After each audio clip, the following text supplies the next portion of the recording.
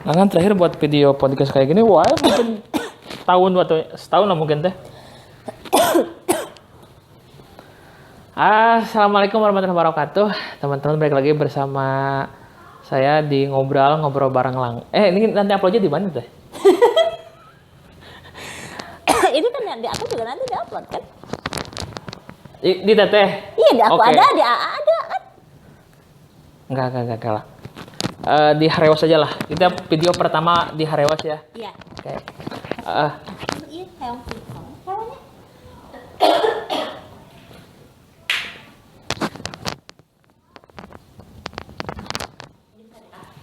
Ya ini nanti dipotong teh.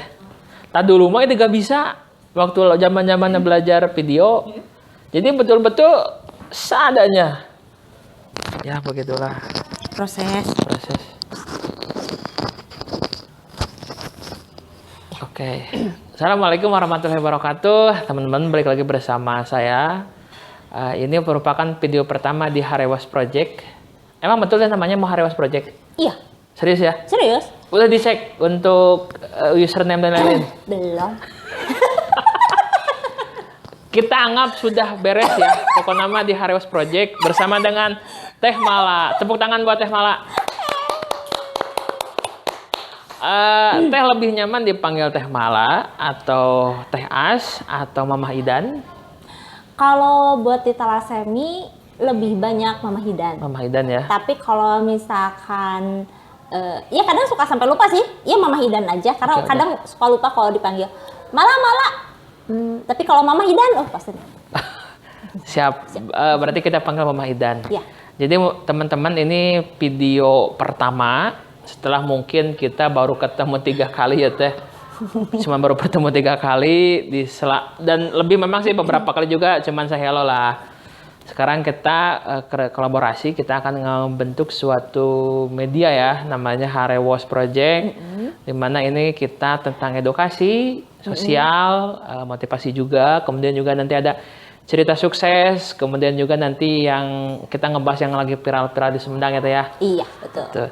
Jadi hari ini video pertama yang nanti bismillah akan membuka video-video selanjutnya. Plus juga nanti untuk IG, kemudian untuk TikTok nanti kita perlahan kita akan maksimalkan.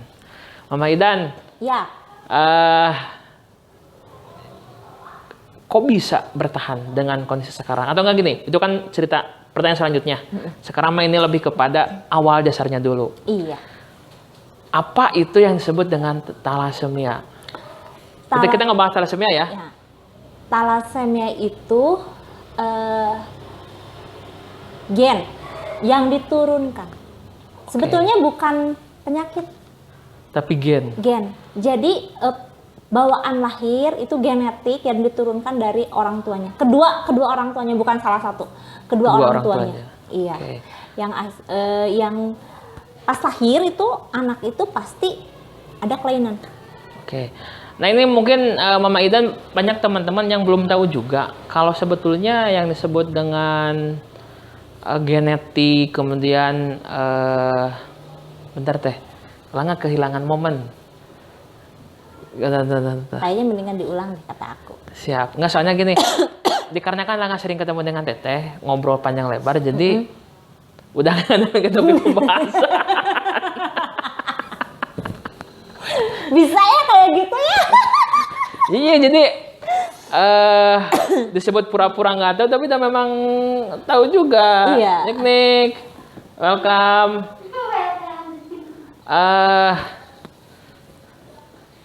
Apa ya? Jadi mau dibahas apa lagi Teh? Oh gini, oke. Ulang dari awal ya Teh. Ya, Oke. Assalamualaikum warahmatullahi wabarakatuh. Teman-teman balik lagi bersama saya dan juga Mama Idan di channelnya Harewas Project ya. Jadi memang channel kolaborasi kita bersama yang nanti kita akan sering upload di sana yang membahas tentang thalassemia ya Teh ya. Ya, Tentang fokus ke situ sih. Fokus ke thalassemia. Tapi mungkin ada beberapa video juga yang memang kita ada yang mengundang juga dari berbagai pihak untuk bisa hadir di sini di studio khusus yang memang Harewas Project. Mama Idan, selamat bertemu lagi Teh. Iya. Rujang Tepang. Jadi teman-teman, kalau saya dengan Mama Idan itu mungkin Kita tuh cenderung unik ya, Teh ya. Pertemuan yang tidak disangka-sangka ya. Jadi dulu itu kita sama Om Dido, kita ada acara bareng di rumahnya Mama Idan, bla bla bla bla, pengles lama, kemudian kontak-kontakan lagi. Cuman kalau memang kontak via WhatsApp itu sering. Cuma kalau untuk momen seperti ini, memang sering juga sebetulnya, cuma memang nggak direkam. Yang jelas sebetulnya memang Mama Idan, sebetulnya apa yang kita obrolkan itu ada nilai konten. Cuman baru sekarang kita buat dalam format video lebih lengkap lagi. Mama Idan gimana kabarnya? Alhamdulillah. Alhamdulillah luar biasa.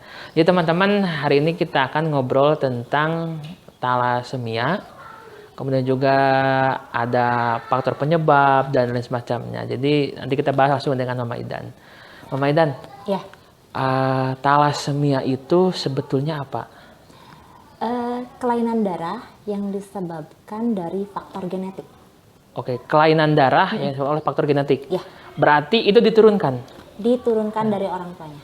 Oke, jadi itu ya teman-teman ya. Jadi kalau teman-teman belum mendengar thalassemia itu ternyata adalah kelainan genetik. Ya. Kelainan genetik. Itu terlihatnya atau indikasinya seperti apa, Mama Idan? Biasanya rata-rata bayi baru lahir itu kuningnya lama. Oh iya, oke. Kuningnya lama. Kalau bayi yang normal biasa kan ya biasa aja ya gitu. Tapi kalau khusus untuk thalassemia itu cenderung kalau kuningnya lama, terus anak pucet-pucet, lemas, itu udah mulai gejala sebetulnya. Jadi ada yang memang gejala di 2 bulan, ada yang 4 bulan, ada yang 8 bulan, itu baru terlihat. Oke. Ya. Dan kenaikan berat badan itu untuk bayi thalassemia itu susah naik.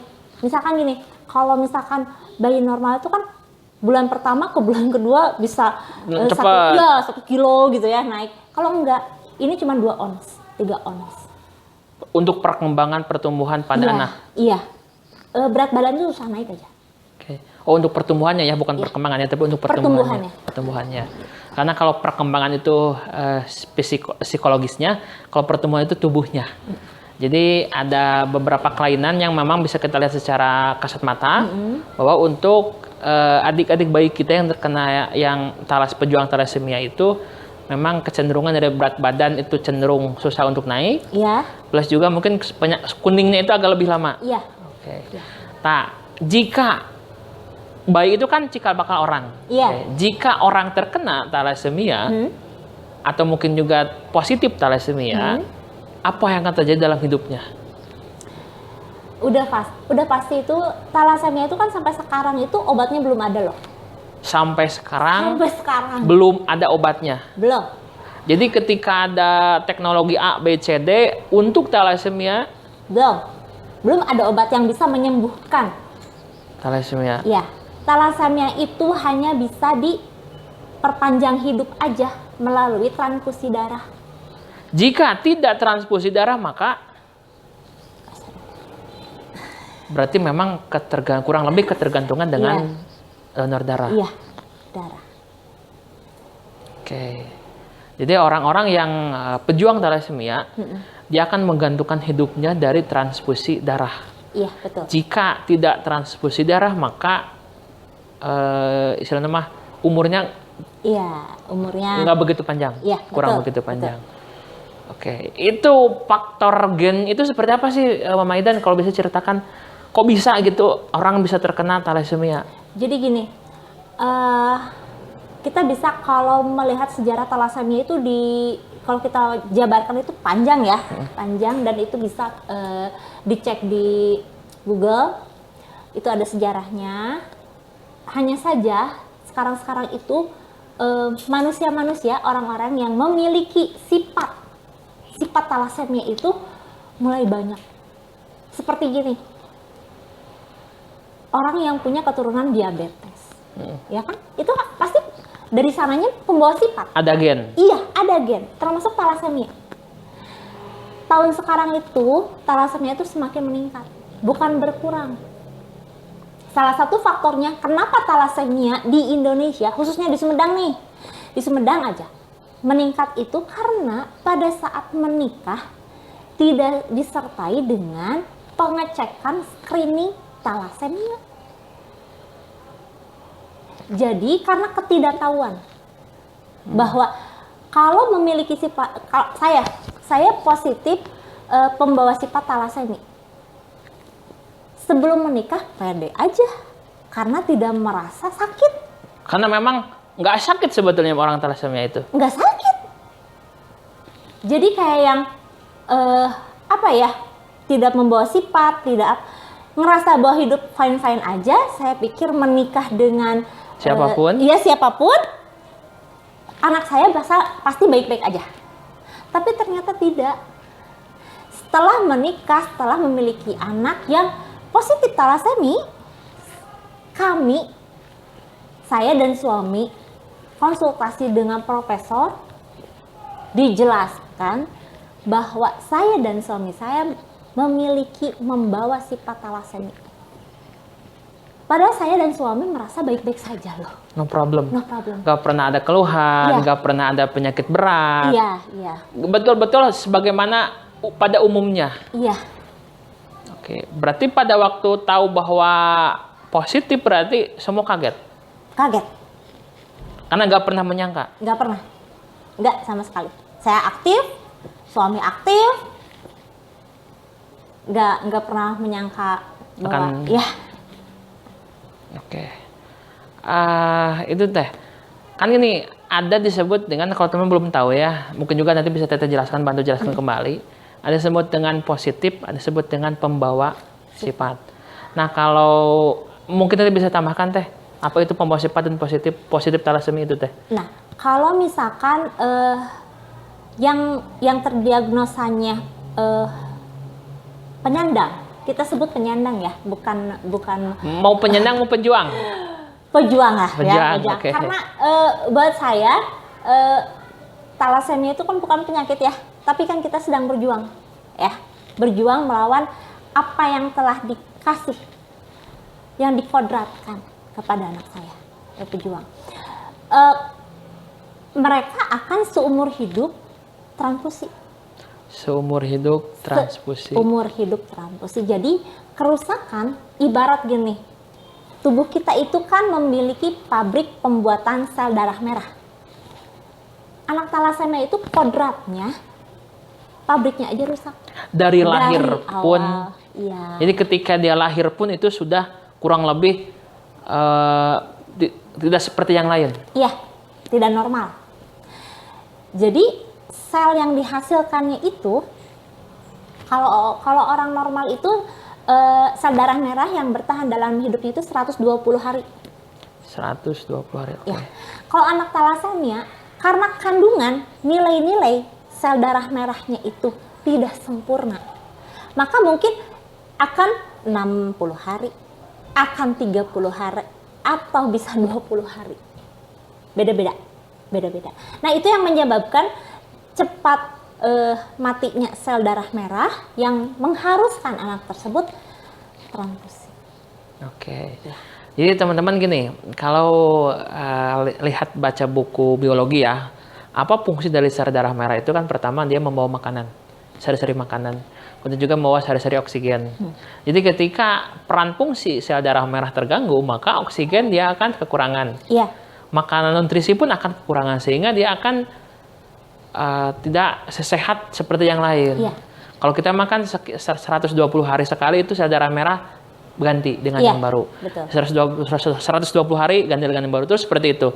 Dan bagi mereka kurang dari 120 hari yang memang dari awal pun memang seperti itu. Iya. Jadi selama hidupnya pun ketika dia dalam fase bayi, balita hingga mungkin fase dewasa, dia akan membutuhkan transfusi Iya. darah.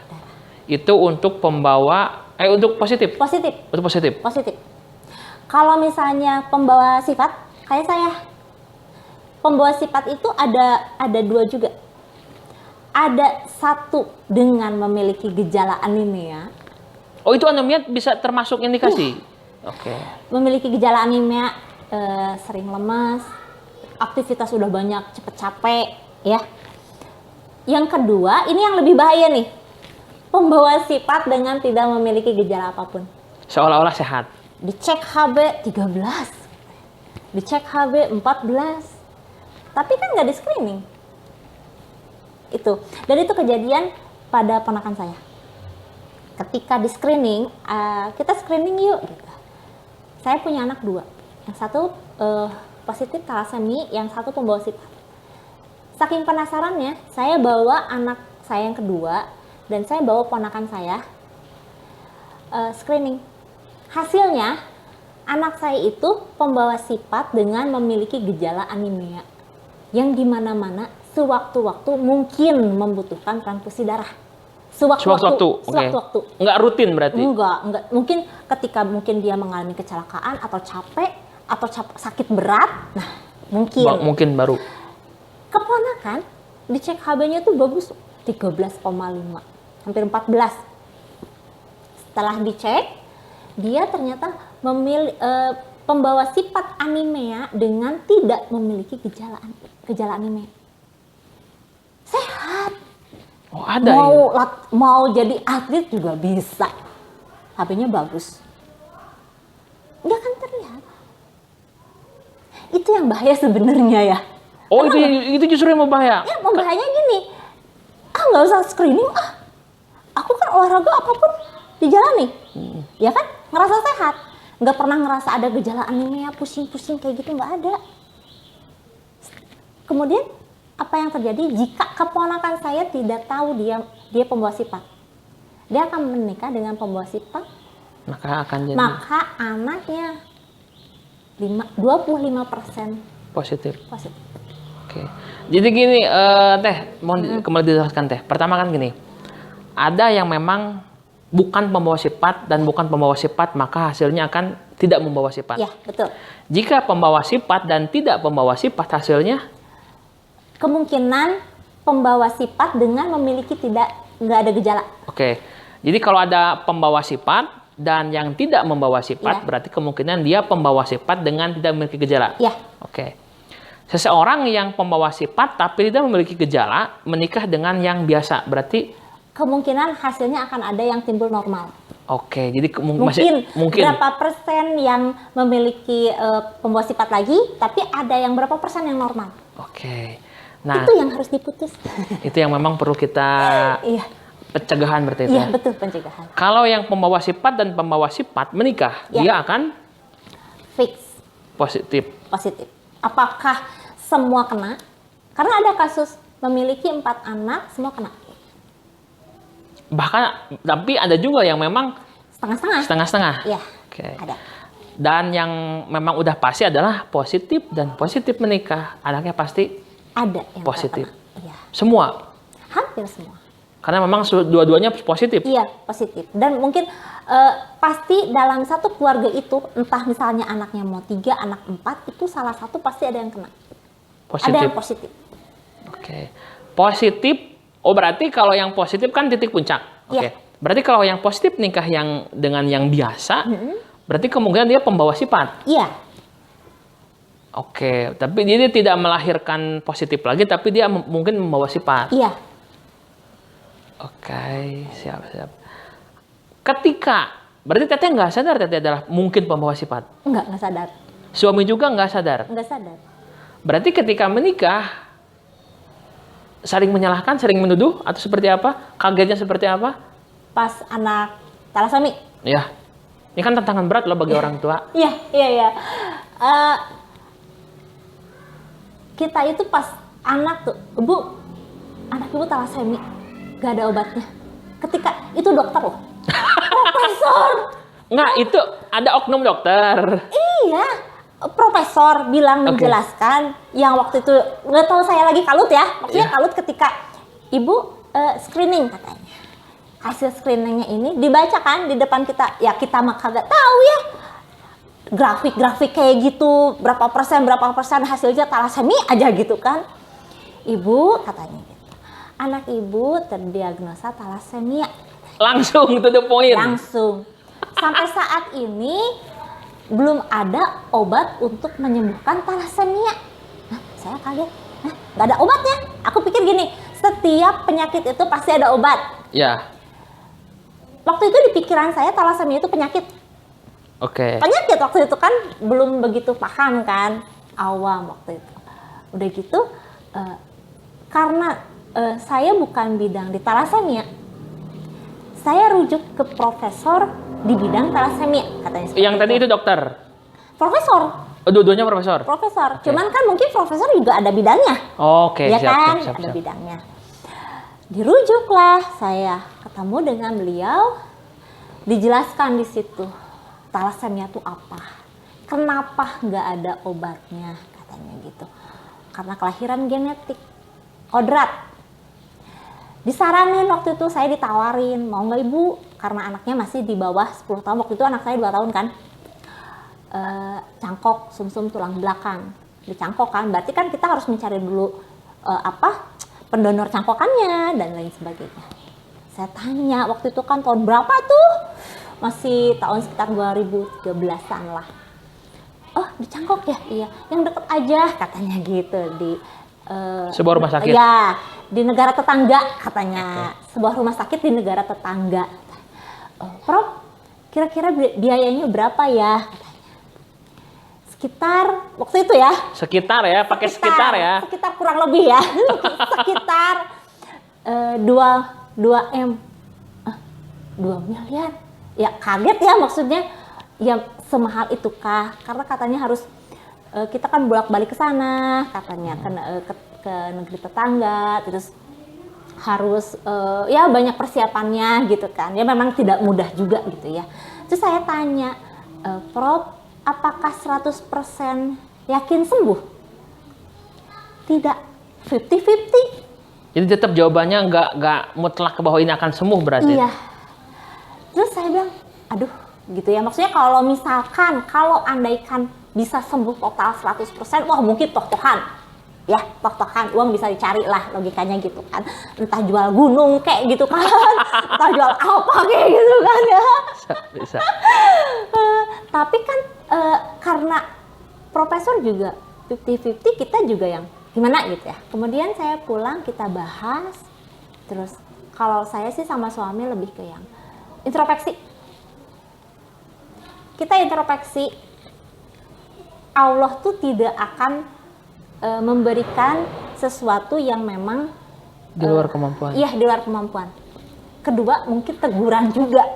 Kita nggak tahu loh. Dulu saya dan suami saya seperti apa, kita nggak tahu. Kenapa dari sekian orang kita terpilih? Terus kita tidak saling menyalahkan, kita lebih introspeksi diri, lebih memahami ya, maksudnya oh ya kita ikhlas terima, kita jalani gitu loh, kita jalani aja. Dan alhamdulillah sampai detik ini saya dan suami saya tidak pernah saling menyalahkan, alhamdulillah. Dan keluarga dua keluarga itu tidak saling menyalahkan juga gitu. Misalkan kamu sih milih istrinya kayak ini gitu, tuh kan nikah sama ini mah dapetinnya thalassemia misalkan gitu ya. Enggak, karena kita waktu dikasih tahu sama profesor itu, ini tidak akan terjadi, gila. Salah satu hanya pembawa sifat, ini terjadi karena dua-duanya Membawa sifat. ya. Jadi mau nyalahin gimana? Sekarang kita kembalikan, kita menikah karena suka, karena rasa cinta. Jadi ya udah, lanjut aja gitu. Oke, jadi tepuk tangan buat Mama Idan. Jadi teman-teman perlu ketahui ya, untuk untuk thalassemia itu kan berarti kan seumur hidup. Iya. Tapi kalau untuk anak katanya berapa teh? Mohon maaf. Dua. Dua-duanya atau salah satu yang positif? Iya. Oh, jadi gini, pembawa sifat dan pembawa sifat nikah, berarti kan kemungkinan dia yang positif atau bukan dia jadi pembawa sifat lagi. Iya. Oke, luar biasa. Lagi nih, pernah ada teman yang memang mungkin belum tahu secara pasti tentang thalassemia seperti apa, yang mana membuat kurang lebih usianya 30 itu siapa? Wah, tidak benar ini mah.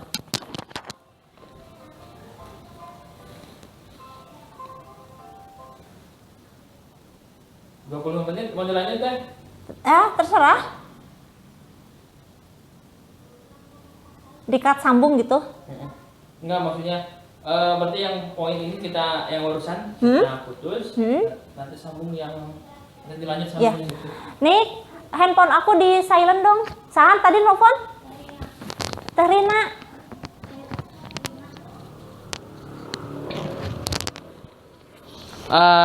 Teh mohon maaf, Ya. kita lanjutkan sedikit. Berarti mohon maaf teh. Ya. Contoh suami dan teteh menikah, punya anak pertama, nggak ada problem. Ya. Karena memang berarti, tapi teteh tahu dari mana anak pertama terdiagnosis bahwa dia pembawa sifat?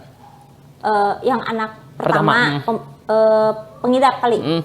Kan di screening. Oh, pembawa sifat atau positif? Kalau yang pertama itu positif. Berarti dua-duanya teteh? Anak kedua pembawa sifat. Benar. Yang Idan itu anak pertama. Anak pertama. Teteh masih punya yang kecil? Iya. Oh, teteh masih punya yang kecil? Enggak, jadi Idan sama Radit udah. Radit itu usia berapa tahun? Sekarang kelas 2 SD. Kalau Idan? Kelas 5 SD. Oke. Berarti anak pertama itu positif. Iya. Nah, anak yang kedua Pembawa sifat. pembawa sifat. Berarti kalau pembawa sifat itu dia hanya melanjutkan ketika dia menikah lagi dengan pembawa sifat. Betul. Oke. Berarti kalau mohon maaf, berarti kalau Idan menikah berarti dia harus dengan yang betul-betul enggak pembawa sifat. Iya. Betul-betul enggak Betul. ada pembawa sifat. Iya. Betul-betul benar seperti pada umumnya. Iya. Sehingga nanti anaknya hanya pembawa sifat lagi. Iya, betul.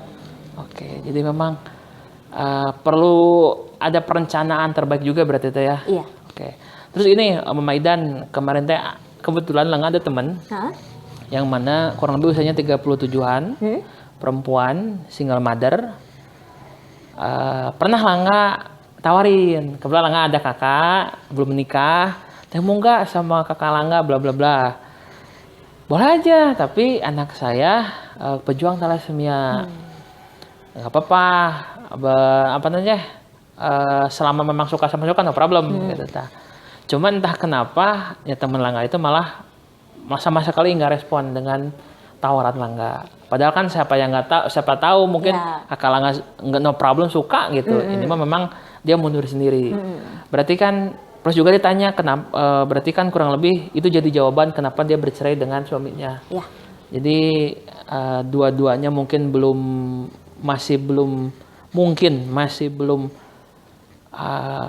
menerima apa yang telah terjadi sehingga memilih jalan tersebut. Iya. Atau enggak juga sebetulnya memang kalau memang ingin yang kurang lebih yang normal mungkin bisa dengan kurang lebih ya, ini bukan jadi solusi, bisa mungkin dengan poligami ataupun bahkan ya mungkin cerai punya masing-masing suami atau masing-masing pasangan bisa saja terjadi. Cuman yang jelas itu akan ngefek kepada rumah tangga itu sendiri. Karena beban mungkin ya teh mohon maaf, mungkin jadi beban psikologis dan juga mungkin beban kalau memang rezeki bisa dicari, cuman memang mungkin kedepannya bisa jadi beban rezeki juga, beban ekonomi juga. Bukan memang berarti ini jadi malah menghilangkan rezeki kita, bukan. Tapi bagi sebagian orang mungkin ini, waduh, jadi beban rutin setiap bulan seumur hidup. Iya. Tapi tidak. Pejuang luar biasa buat semua orang tua pejuang thalassemia, luar biasa. Tepuk tangan dulu buat teman-teman di luar sana teh. Respon teteh bagaimana teh dengan tadi yang Langga sampaikan teh? Itu kenyataannya ya. Kenyataannya memang seperti itu. Seperti itu. Banyak kasus perceraian orang tua disebabkan karena anaknya thalassemia. Padahal kalau anak ingin memilih pun tidak ingin dilahirkan dari orang tua pembawa sifat thalassemia. Pengen dong bapaknya yang ganteng kek, ibunya yang cantik kek, yang keren kek, yang kaya kek. Gak bisa loh. Kita gak bisa memilih anak, dan orang tua tuh sebenarnya gini, anak tidak bisa memilih orang tua. Dan orang tua pun. Tapi orang tua sebenarnya bisa dicegah untuk memiliki anak itu. Oke. Ya, benar kan? Betul. Banyak orang tua di sana yang masih malu memiliki anak Pejuang. spesial. Ya, saya bilang spesial.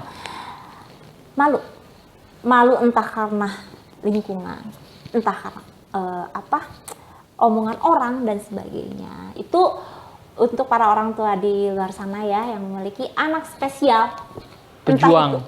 entah itu thalassemia atau sindrom atau apapun itu yang memang kodrat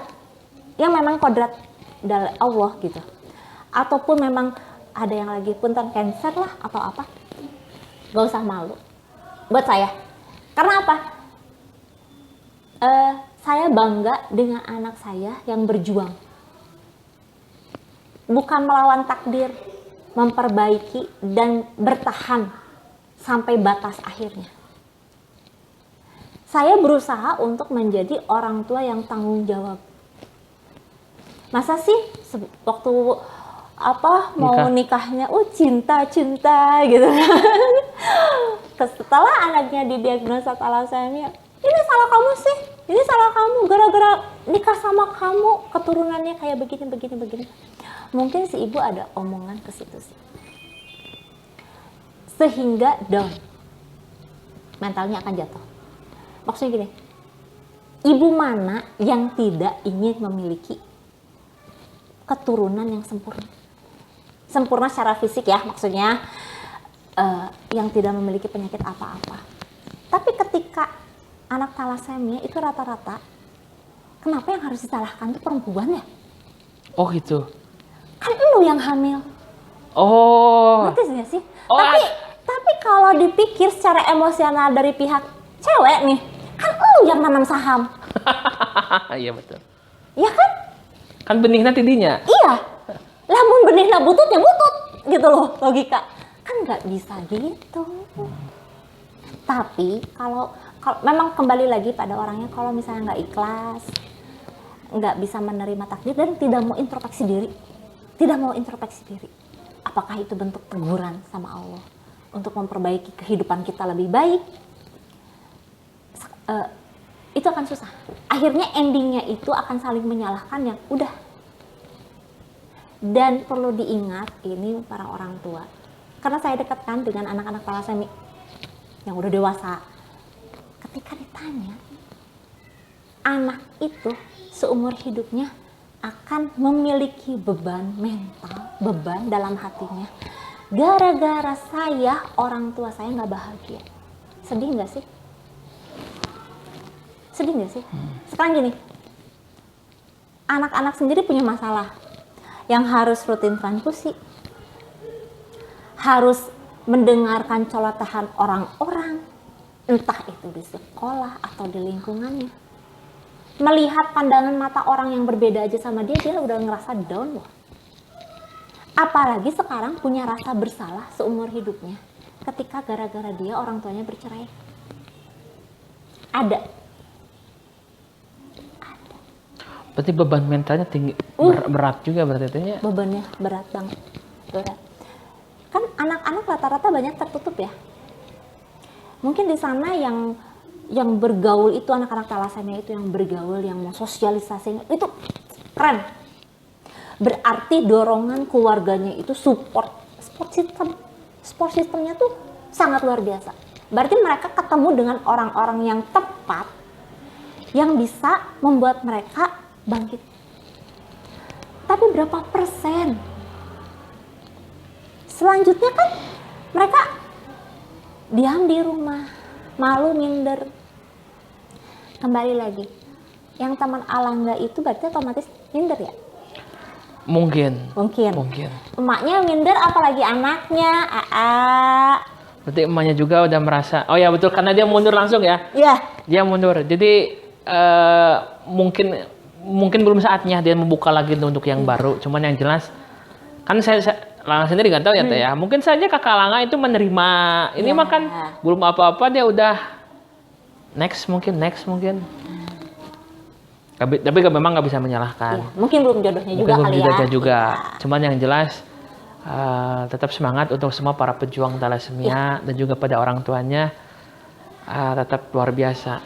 Berarti kalau memang nggak ada support dari orang tua, anak akan sangat down. Iya, betul. Itu orang tua, paling penting itu orang tua.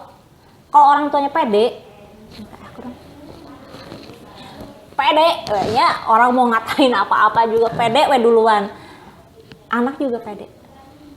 Anak juga pede. Meskipun dia nanti nggak ada teman di lingkungan sekolahnya, dia duduk sendiri, nggak ada temennya, nggak ada gimana-gimana, pede aja sekolah. Nggak jadi yang mau nggak mau sekolah, malu sama teman-teman, atau mama nggak mau sekolah itu temannya kayak begitu. Enggak, aku mah. Tapi gini teh, kenapa temannya tahu bahwa dia thalassemia? Bahkan nggak ada ciri khusus orang yang thalassemia, yang pejuang. Kalau ada ciri khusus thalassemia tuh. Apa cirinya teh? Apa cirinya Mama Idan? Fisik. Anak thalassemia itu memiliki ciri khusus ya di bidang wajah, itu akan sama. Akan sama wajahnya, mirip-mirip. Bulat ya.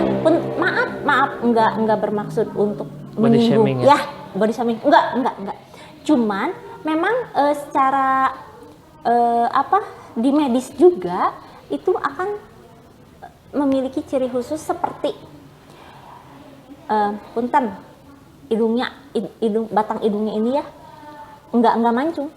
Batang hidungnya nggak mancung. Oke. Cuman ininya doang gitu. Terus ini akan bulat. Yang lebih parah itu nanti dari segi gigi itu kadang banyak anak thalassemia itu yang giginya ke depan. Maaf ya. Itu kan karena semua yang terjadi dalam tubuh ini itu perkembangannya itu kan sama darah. Terus sekarang darahnya keganggu. Otomatis di fisik mereka juga akan terganggu pertumbuhan fisiknya. Okay. Apalagi kalau misalnya udah parah. Kita kan transfusi. Transfusi itu kan membawa zat besi. Zat besinya kan tinggi. Di dalam tubuh kita aja udah ada zat besi. Terus ditambah lagi zat besi setiap transfusi. Kalau kita tidak rajin meminum obat kelasi besi, obat yang bisa mengurangi, itu zat besi itu nempel di mana-mana, yang akhirnya perut anak bengkak. Setelah perut anak itu kan organnya bengkak itu nempel di limpa. Yang pertama itu kebanyakan nempel di limpa. Zat besi itu. Iya. Nempel di limpa, nempel di usus, akhirnya keras itu perut. Kulit akan menghitam. Jadi zat besinya itu nempel ke sel kulit. Jadi makanya hitam gitu. Dan itu yang membuat mereka minder. Oh, jadi bukan hanya dari lingkungan sosial, dirinya pun kurang lebih. Iya. Gitu. Makanya ini para orang tua yang memiliki anak thalassemia itu harus paham juga bagaimana cara mengelola kebutuhan gizi. Karena pola makan itu pola makan gizi, susu, yogurt, keju itu bagus, kalsium itu kan susah ya kalau anak itu kadang susah makan katanya ya, kadang apa. Kita kan harus pintar-pintar tuh mengelolanya. Makanya alhamdulillah Idan segini mah untuk badan, untuk apa dia tidak terlihat thalassemia. Meskipun saya sebagai ibunya sedih ya melihat perubahan dalam diri Idan yang dulu waktu kecil seperti apa, sekarang jadi seperti apa gitu. Maksudnya ada berubah gitu. Tapi insya Allah ikhlas. Oke. Agak sedikit ini teh pertanyaan teh. Untuk yang rumah orang tua. Mohon maaf ya teh ya. Mama Idan, jadi gini. Berarti kan ketika Idan ketahui, emang boleh disebut namanya? Oh, nggak apa-apa. Idan. Siap. Kalau kan Idan udah ketahuan positif. Iya. Berarti kan Mama Idan sama suami kan kemungkinan bisa punya peluang untuk mungkin menikah lagi. Begitu mungkin Mama Idan bercerai kemudian menikah lagi, ataupun juga suami Mama Idan menikah lagi ataupun poligami semacamnya untuk bisa dapat keturunan yang mungkin kurang lebih tidak membawa sifat, tapi sekarang tetap bertahan. Nah itu kan yang jadi motivasinya yang membuat harusnya semua orang juga bisa mengukur ke sana gitu. Jadi perceraian itu bukan jadi solusi akhir. Itu yang salut buat Mama Idan juga suami, walaupun Langga belum pernah ketemu sama suami Mama Idan. Yang jelas luar biasa, masih bertahan dengan kondisi yang sama, namun dengan perjuangan dan doa yang berbeda. Itu yang jadi membuat, yuk mari kita sama-sama cintai pasangan kita seutuhnya. Luar biasa. Meski nggak mudah ini ya. Tapi alhamdulillah. Siap, luar biasa teh. Ini teh Mama Idan, untuk berarti kan untuk faktor penyebab udah terjawab ya. Pertama itu dari faktor genetik, kemudian juga untuk nggak bisa nular ya. Nggak bisa nular seperti, karena memang ini bukan penyakit. Bukan. Tapi ini adalah keturunan gen. Betul. Kemudian juga bisa diantisipasi. Pertama, kalau mau nikah itu harus screening talasemia dulu. Ada. Ya. Kalau misalkan nggak langsung screening, biasanya kalau misalnya di puskesmas tuh sudah ada. Bukan screening, lebih ke pemeriksaan MCV, MCH namanya. MCV, MCH. Kalau itunya udah terdeteksi, ada kemungkinan udah kelainan nih, nilainya tuh udah nggak normal. Nah, itu akan cenderung lebih ke tahap selanjutnya. Berarti oh ya udah screening gitu kan ya. Itu bisa dilakukan di lab dimanapun. Nggak bisa dicek screening karena gini, mungkin yang tidak merasakan ini sepele, nggak usah dicek deh. Tapi bila mana sudah terjadi anak ada tamu, nggak apa-apa. Udah dicek dan ternyata kena, itu menjalankannya tidak mudah.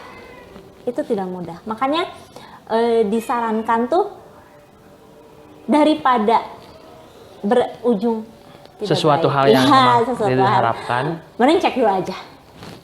Siap. Oke, berarti memang antisipasi lebih diutamakan itu ya? Berarti kan antisipasi gini, untuk sejarah kita udah tahu sendiri. Faktor penyebab sudah tahu, kemudian cara mencegah kita sudah tahu, kemudian untuk kemungkinan terjadi ketika memang pembawa sifat dan membawa sifat menikah kita sudah tahu. Berarti tinggal mungkin untuk ketika pejuang thalassemia bertahan. Artinya berarti kan dia harus transfusi darah. Setiap seumur hidup. Dan durasinya tuh nggak sama. Ada yang nggak sama? Nggak sama.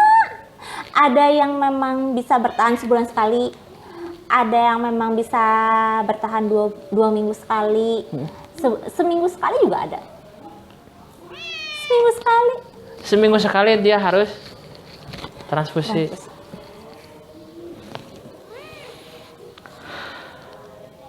Luar biasa. Itu nggak mudah dan kebanyakan kalau udah posisinya sering dan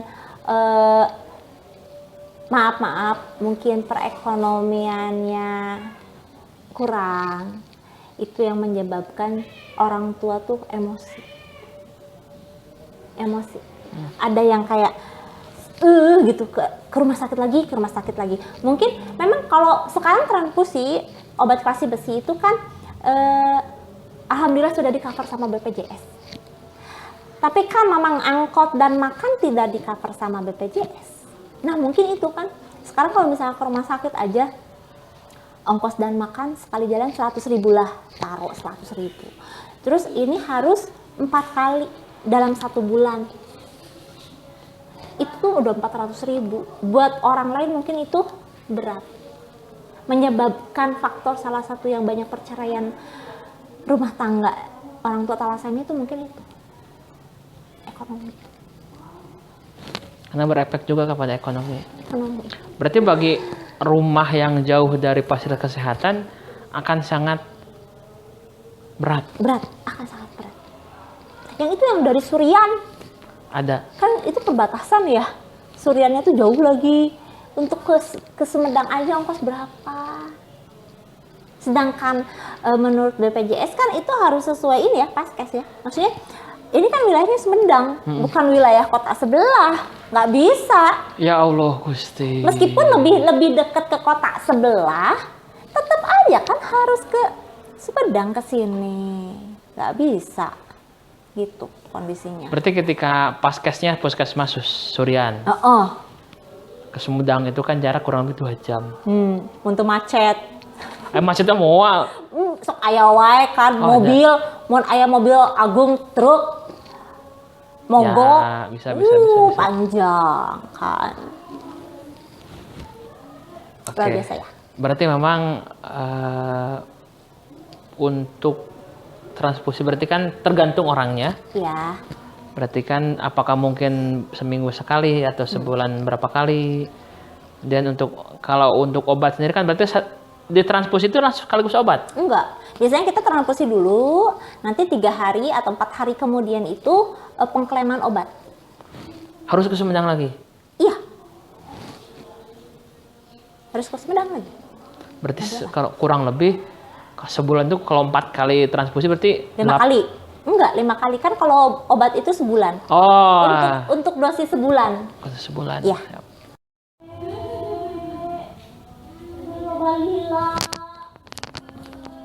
Kita lanjut dulu teh. Nanti kita sambung. Apalagi ya? Apalagi teh yang memang Langga perlu tahu mengenai para pejuang thalassemia dan juga orang tuanya?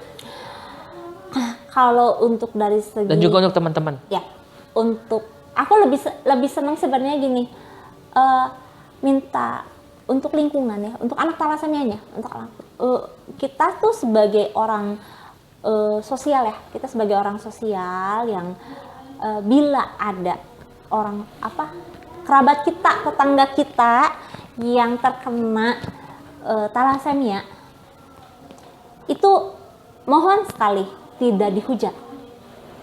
Tidak dikatain, ada loh yang ngatain kutukan segala. Ada juga? Ada juga, karena ketidaktahuan mereka sih ya. Kita kembali lagi ya, ketidaktahuan mereka. Cuman, thalassemia itu bukan kutukan. Boro-boro kutukan, penyakit juga bukan. Nggak bisa yang nular, ditowel nular, enggak. Apalagi cuma ngomong ngeliat. Ada kejadian nih, kejadian yang memang aduh itu mah bener orang teh ya, saya juga gemes. Di satu daerah itu tuh ada sepasang muda-mudi menikah dengan cara mereka, tapi ujungnya menikah hamil lah. Hamil menikah, ya udah terserah. Kemudian tetangganya itu ada pejuang thalassemia. Anak-anak, maklum lah anak-anak kan sering lari-lari, mondar-mandir, mungkin depan rumah dia gitu, Nggak lama, lahiran. Anak tersebut lahiran. 2 bulan kemudian, 3 bulan kemudian, Positif. thalassemia. Tetangganya bilang, kamu sih kalau ngelihat anak itu depan mata nggak pernah bilang amit-amit sampai ngulas-ngulas ini perut katanya gitu. Lah, apa hubungannya? Emang dikira thalassemia kutukan gitu bisa pindah kalau misalnya ngehujat, ngeliat itu kayak gitu jadi anaknya thalassemia? Enggak kan? Saya tanya, kan kebetulan ketemu ya sama saya. Iya katanya sakit. Orang tua yang dikatainnya tuh sakit hati anaknya ya. Baru ngomong gitu, saya bilang, Bu, Ibu masih kerabat sama orang itu? Iya. Ya iyalah kalau kerabat mah tuh yang namanya juga thalassemia mah turunan, Bu. Aku bilang kayak gitu. Kalau misalkan itu satu keluarga. masih kerabat. Tapi kok tega ya sampai ngehujat sampai bilang amit-amit gitu? Iya kan? Itu makanya ketidaktahuan masyarakat tentang thalassemia yang akhirnya membentuk orang bahwa thalassemia itu kayak kutukan gitu. Thalassemia itu sesuatu hal yang mengerikan buat mereka gitu. Nah itu yang bikin saya gemas, orang-orang yang seperti itu, yang punya pemikiran seperti itu, yang kalau berbicara tuh suka pop aja, nggak pernah dipikir, ya kan? Ekstrim. Dan lucunya pas ditanya, Ibu ibu kerabat yang baru itu, yang baru didiagnosa talasemia, saya tanya, ibu saudara sama ini? Iya, masih ada saudara. Pintar. Gemes saya udah kayak gitu. Jadi itulah teman-teman ya. Jadi di kita itu memang tidak menyalahkan. Iya, betul. Tidak menyalahkan, cuman memang perlu adanya sedikit informasi tambahan dari semua pihak bahwa ketika para pejuang talasemia itu bukan tok masalah kutukan, bukan tok masalah penularan, bukan juga penyakit, bukan juga perlu dikasihani. Iya. Tapi memang ini pentingnya ini teh, pentingnya sekarang kita. Semoga video-video kesederhana yang kita buat itu berpengaruh kepada banyak orang sehingga lebih tahu lagi tentang bagaimana talasemia itu. Iya. Jadi memang jadi media juga untuk banyak orang. Iya, betul. Kan teh ini kan Mama Idan kan ini bisa disebut sebagai video mungkin pertama mungkin kedua ya mengenai talasemia. Nah nanti akan disambung dengan banyak lagi materi-materi tentang talasemia. Bagaimana cara menangani para pejuang talasemia, bagaimana cara menghadapi tantrumnya mereka, anak-anak khususnya ya, atau bagaimana menghadapi orang dewasa dengan talasemia. Nanti semua akan ada di Harewas Project. Itu tetap pantengin terus Harewas Project. Kita akan banyak mengulas tentang talasemia, para pejuang talasemia. Terus juga nanti ada giveaway. Insya Allah. Ada juga untuk tokoh-tokoh ya, dari mulai para pejabat, dari mulai para pengusaha, nanti mungkin politikus juga yang bisa nanti hadir bersama dengan kita. Iya. Oke.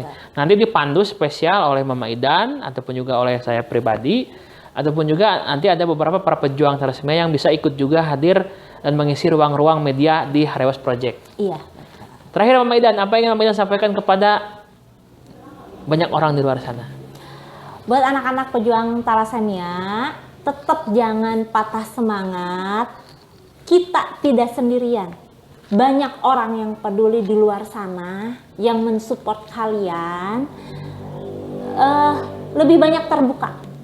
Tidak usah malu, tunjukkan potensimu.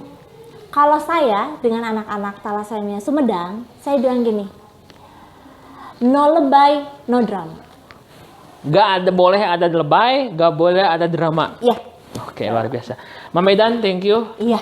Nanti teman-teman bakal terus ketemu dengan Mama Idan di Harewas Project. Jadi tetap terus pantengin untuk YouTube-nya, IG-nya, TikTok-nya yang akan segera kita buat ya. Iya, betul. Biasa. Jadi teman-teman terima kasih, Mama Idan terima kasih.